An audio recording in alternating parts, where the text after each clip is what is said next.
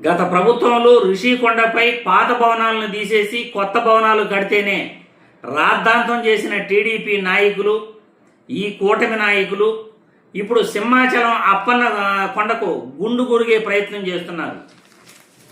సింహాచలం అప్పన్న కొండకు గుండు గురిగే ప్రయత్నం చేస్తున్నారు. ఇప్పుడు సాక్షి మీడియాలో కథనం వచ్చింది నిన్నే. ఈరోజు పేపర్లో కూడా కథనం రావటం జరిగింది.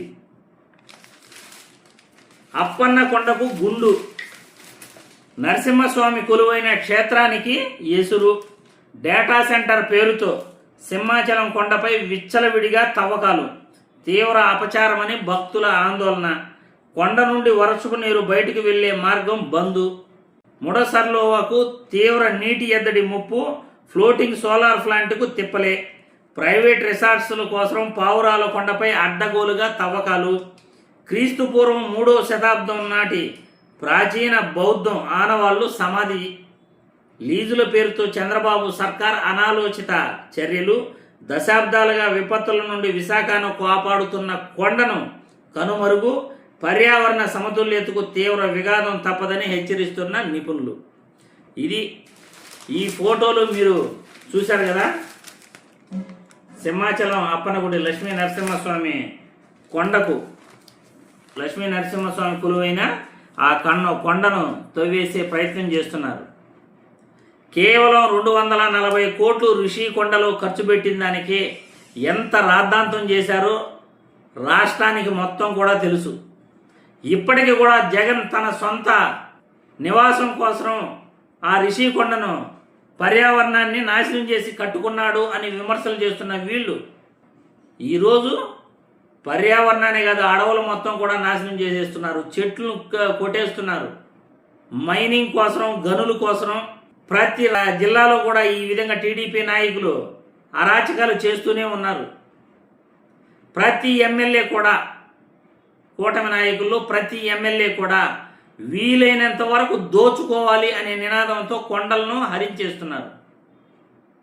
ఎందుకంటే కొండ ప్రాంతాల్లో గుట్టలు క్లీన్ చేసేస్తే అక్కడ మైనింగ్ బయటపడుతుంది, లేకపోతే సొంత ఆస్తి మిగులుతుంది, రిసార్ట్లు కట్టుకోవచ్చు, రకరకాల ఆలోచనలు.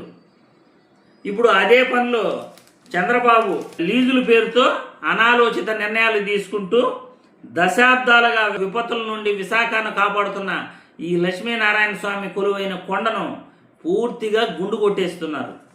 ఇది పర్యావరణానికి ప్రమాదం కదా. అడవులను నరికేస్తే ఇక వర్షాలు ఎలా పడతాయి? 3 పంటలు పండే భూమిలో రాజధాని కడతాను అని చెప్పి అక్కడ రైతులను నాశనం చేశాడు. ఇప్పుడు విశాఖకు కొండలనే కూడా తవ్వించేస్తున్నాడు. చాలా వరకు చాలా జిల్లాల్లో కూడా, చిత్తూరు జిల్లాల్లో కూడా కొండలను దాదాపు హరించేస్తున్నారు. కొంతమంది ఎమ్మెల్యేలు, వాళ్ళ పేర్లు అక్కర్లే, గుట్టలు కొండల్లో కూడా తవ్వేస్తున్నారు. ఆధారాలతో సహా మీడియాలో కథనాలు కూడా వచ్చాయి. చంద్రబాబు ప్రభుత్వం చేసేదేంటి, చెప్పేదేంటి? ఎదుటి వాళ్ళపై తప్పుడు ఆరోపణలు మాత్రం చేస్తారు బాగా, కానీ మనం మాత్రం ఏది పాటించం. నీతులు చెప్పడం వరకే, ఎదుటి వాళ్ళపై ఏలెత్తి చూపించడం వరకే. అవతల వాళ్ళపై 1 ఏలు చూపిస్తే 4 వేలు మన పక్క తిరుక్కుంటాయని నీతి మర్చిపోయినాడు చంద్రబాబు నాయుడు. రాష్ట్రంలో పర్యావరణానికి విఘాతం కలిగిస్తున్నాడు. రాష్ట్రంలో అడవులు లేకుండా చేసేస్తున్నారు. లీజుల పేరుతో భూములు 99 పైసలకే ఉచితం పెట్టుబడులు వస్తున్నాయని చెప్తూ రాష్ట్రం మొత్తం కూడా దోచుకునే పనిలో ఉన్నారు. రియల్ ఎస్టేట్ వ్యాపారం చేసుకుంటున్నారు. నిజంగా రాష్ట్రానికి, పర్యావరణానికి చంద్రబాబు వినాశనం కలిగిస్తున్నాడు. రాష్ట్రాన్ని నాశనం చేసే పనిలో ఉన్నాడు. చంద్రబాబు తీరు మార్చుకోవాలి.